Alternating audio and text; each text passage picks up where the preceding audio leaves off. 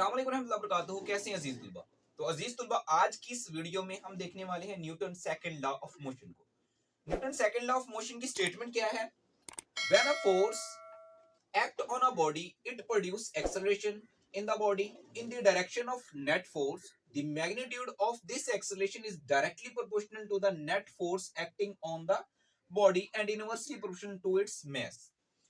Students, जब कोई force किसी जिस्म के ऊपर अप्लाई होती है तो उसके अंदर जो है एक्सेलरेशन पैदा हो जाता है। वो जो एक्सेलरेशन उसमें पैदा होता है वो फोर्स के डायरेक्टली प्रोपोर्शनल होता है और उसके मैस के मैग्नीट्यूड के क्या होता है, जो एक्सेलरेशन उसके इनवर्सली प्रोपोर्शनल होता है। तो इसको हम देखते हैं मैथमेटिकल।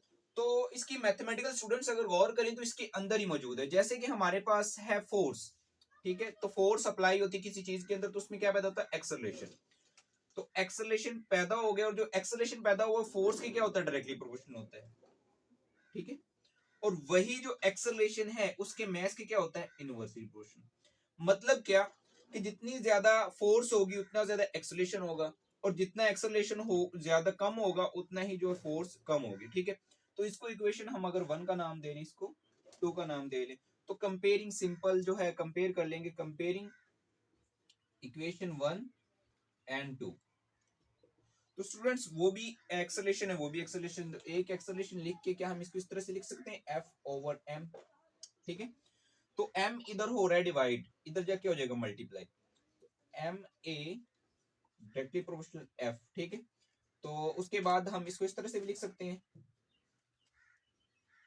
m a। तो प्रोपोर्शन को खत्म करेंगे तो हमारे पास क्या आ जाएगा? कांस्टेंट k, ठीक है। तो k को आप जो है कांस्टेंट है तो इसको आप ऐसे लिख सकते हैं, F is equal to M B. तो students, Newton second law of motion को मजीद और अच्छे तरीके से अंडरस्टैंड करने के लिए हम देखने वाले हैं इसकी दो छोटी छोटी सी एक्टिविटीज, जिससे आपको कॉन्सेप्चुअल भी क्लियर हो जाएगा कि एक्सेलरेशन कब ज्यादा होगा कब कम होगा, एक्सेलरेशन फोर्स के कैसे डायरेक्टली प्रोपोर्शनल और मास के कैसे इनवर्सली प्रोपोर्शनल। चलते हैं जी एक्टिविटी की जी। तो डियर स्टूडेंट्स, तो इसको अंडरस्टैंड करने के लिए मैंने किया एक छोटा सा जुगाड़, वो बारे के अंदर हवा भर ली है।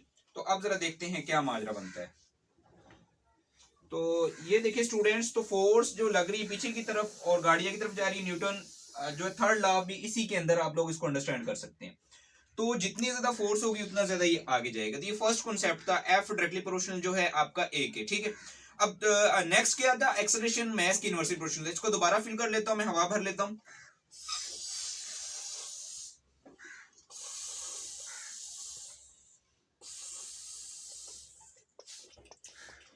ये तो स्टूडेंट्स हवा मैंने भर ली है।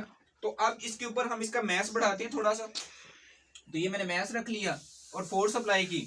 तो देखें स्टूडेंट्स, आगे जो गाड़ी आगे चल रही थी, ठीक है, जैसे ही मैंने उसके ऊपर मैस अप्लाई किया तो मैस की वजह से उसकी स्पीड क्या हो गई? कम हो गई। तो अगर मैस ज्यादा होगा तो एक्सेलरेशन कम होगा। मैस जो है इनवर्सली प्रोपोर्शनल हमारा किसके है? एक्सेलरेशन।